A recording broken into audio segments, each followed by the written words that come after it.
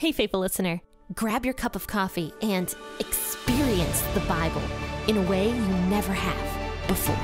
P40 Ministries is a podcast that goes through the Bible cover to cover.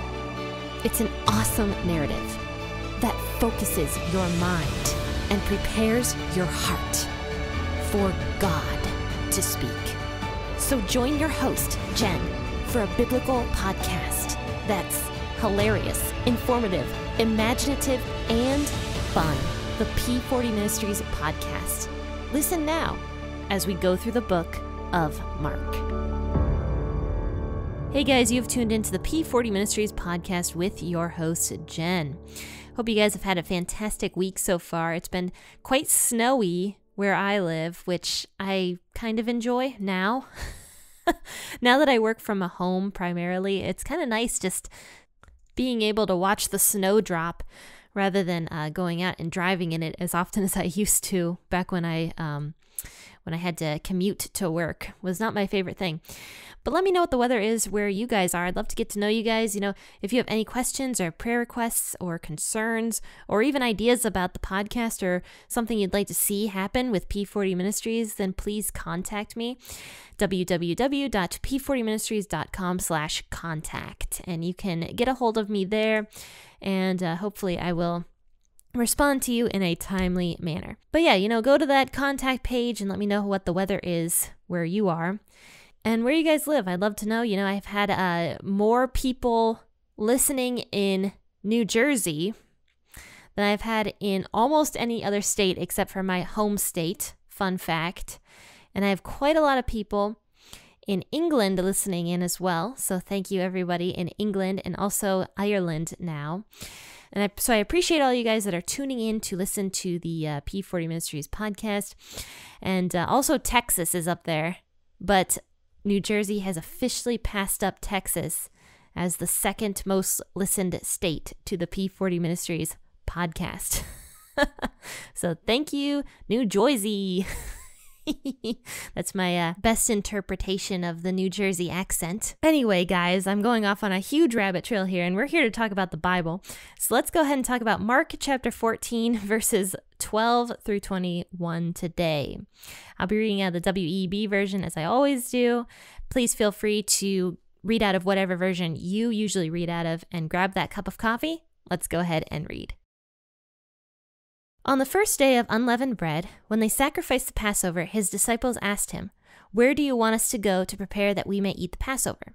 He sent two of his disciples and said to them, "Go into the city, and there a man carrying a pitcher of water will meet you. Follow him.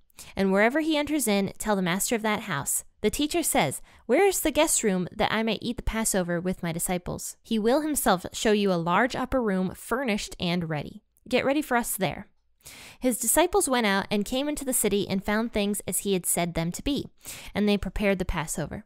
When it was evening, he came with the 12. As they sat and were eating, Jesus said, "Most certainly I tell you, one of you will betray me, he who eats with me." They began to be sorrowful and asked him one by one, "Surely not I?"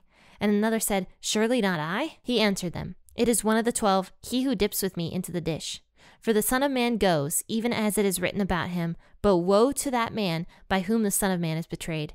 It would be better for that man if he had not been born." So there's a slight, people consider it to be an inconsistency, but as I was reading through it, I don't actually think it's an inconsistency. If you look here in Mark chapter 14, verse 12, it says specifically in Mark that on the first day of unleavened bread, when they had sacrificed the Passover, his disciples asked him. So Mark is implying that this is the very first day of Passover. This would have been Thursday. It would have been the day before Jesus died, and this would have been the first day of Passover. This would be the day that the Passover lamb was sacrificed. But in John says that the day of preparation was actually the day after, the day Jesus was crucified. And that implies that Passover started on Friday and Jesus himself was the Passover lamb and the Passover lamb had not been sacrificed. So people like to point this out and be like, this is an inconsistency. John is making it seem like Jesus himself was the Passover lamb, which yes, he was. I mean, that's very obvious. Whether or not Passover started on Thursday or Friday, Jesus himself was in fact the Passover sacrifice. He was the Passover lamb. And the Passover lamb itself, it didn't matter what day that was sacrificed on. Jesus himself was sacrificed in our place on Passover, and it was very symbolic one way or the other. But I was reading a little bit more in depth about what John had to say about when Passover was. And if Passover was in fact, as Mark says, starting on a Thursday rather than a Friday, then it makes sense that John also says the same thing, because Mark is very clear that the Passover lamb had been sacrificed on that Thursday, not on the Friday. So I think where people are getting all messed up is when John says it's the day of preparation during the Passover. But the thing is, Fridays were considered the day of preparation every single week, because Friday was the day before Saturday, and Saturday was the Sabbath. So the day of preparation was every single week on Fridays, because people were preparing in their own homes to take the Sabbath day off, which means they'd cook more food, they'd get all their chores done, they'd give their animal grain and whatever else needed to be done in order to take the entire Sabbath day off. So Fridays were the day of preparation.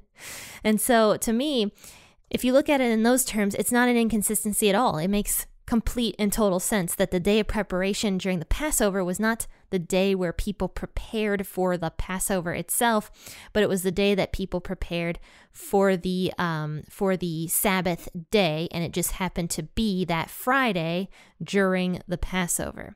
But then there's one other thing that John mentions that people kind of get sort of messed up about, and that is actually, let's see here, it's John 18 verse 28, and this is when the Pharisees are leading Jesus away in the early morning.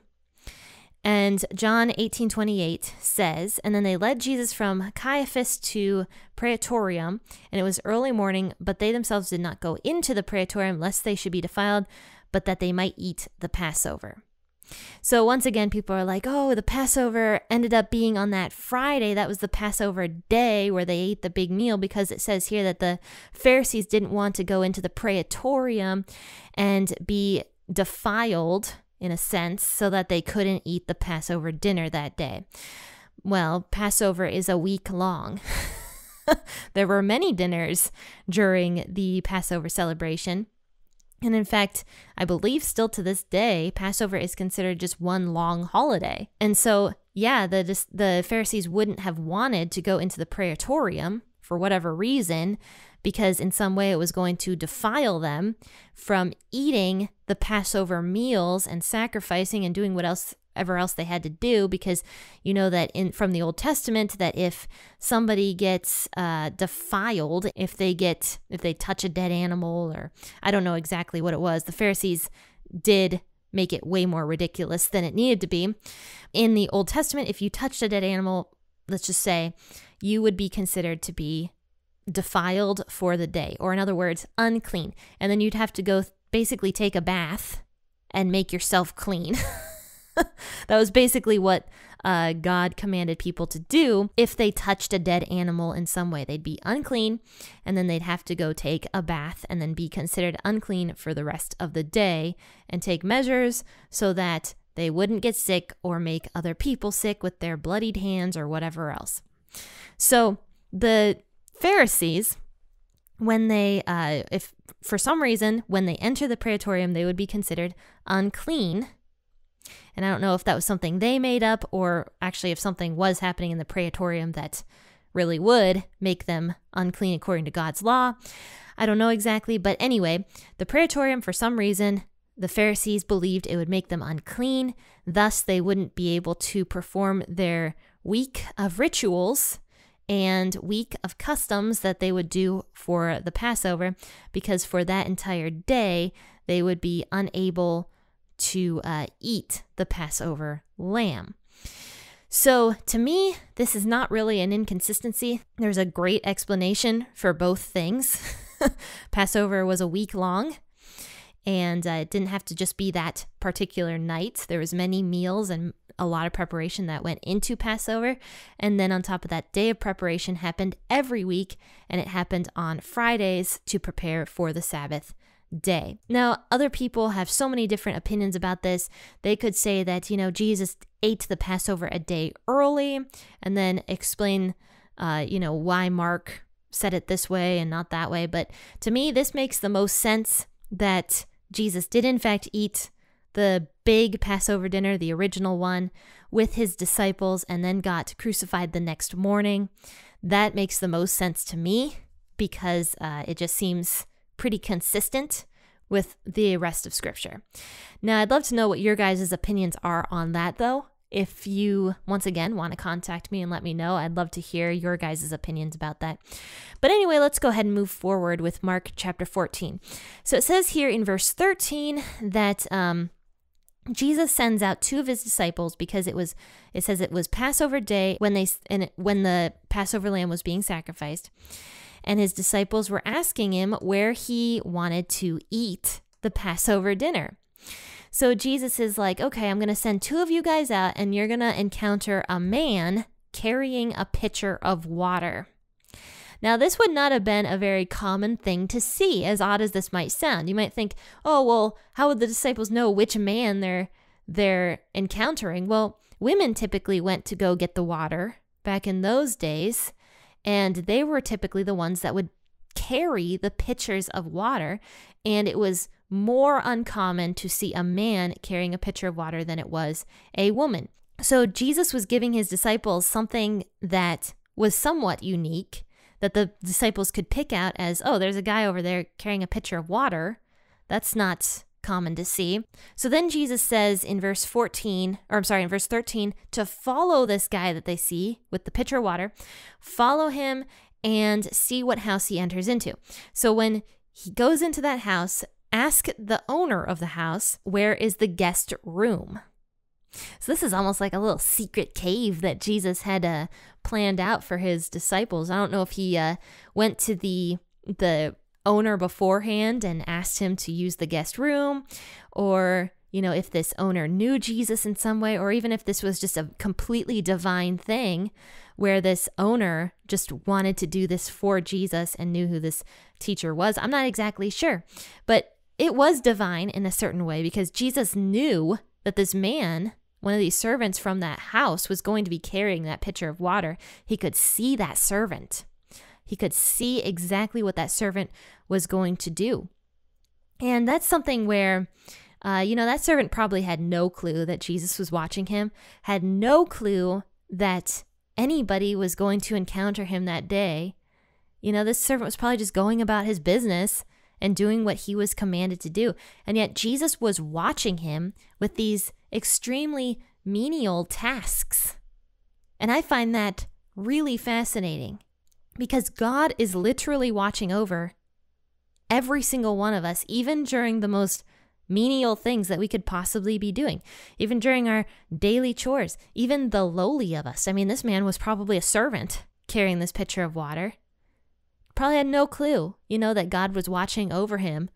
And I just find that really, really fascinating that there's tiny little instances of this in the Bible all over the place where God is watching and keeping watch over some of the lowliest people doing some of the most menial tasks that they could possibly be doing. I mean, God knows all. And even with, when God was up on the mountain with Moses, because we're going through, now we're going through Leviticus, but we were going through Exodus only a few weeks ago. God was up there with Moses, encountering Moses, and yet God also knew what the people were doing at the base of the mountain and how they were sinning and stuff. God can see everything. He sees the tiniest little things that we do. And this right here in Mark is just more proof of that God is always watching out for us and watching over us. So it says here that basically the disciples do it. They go and they find this guy carrying the pitcher. They go and enter into the house that this guy enters into. They ask the owner where the guest room is, and it was set up exactly the way Jesus said it would. It was going to be completely furnished. The room was completely furnished. It was ready to be used for Jesus to do the last meal with his disciples that he was ever going to do. And it was going to be the Passover meal, the most important meal of the year. You know, the Passover celebration was the most important celebration of the entire year. So then it says here that the disciples do all the stuff. They prepare the Passover meal. And then it says that in the evening, Jesus arrived with the rest of his disciples. And as they were at the table eating, Jesus says to them just randomly, he's like, I tell you the truth, one of you eating here with me is going to betray me. So Jesus just blurts it out. He says, one of you guys is going to betray me. And they're all super distressed. They're like, what do you mean, Jesus? And I find that funny because Judas was definitely there. And he also asked, am I the one that's going to betray you? And Jesus, I think at one point, not in this gospel, but in one of the other gospels, when Judas asks him, Jesus is like, yep, you're the one. And like nobody understood, or like nobody was paying attention or something. I don't even know what happened there, but nobody recognized that Judas was going to betray Jesus. Like they truly did not understand what the heck was happening here. But so Jesus is like, yep, one of you guys is going to betray me. And they all go around the room and they're asking, am I the one that's going to betray you? And so he replies here, it is one of the 12 of you who has been eating from this bowl with me. So, you know, with the spread of food that they had, there was definitely different dipping sauces and something like that. So I wonder if Judas was sitting nearby Jesus because they were eating out of the same bowl together. But so it says here, Jesus says that the person who's going to betray me is the one eating from this bowl with me. And then he says in verse 21 to conclude, it says, for the Son of Man must die, as the scriptures declared long ago. But how terrible it will be for the one who betrays him.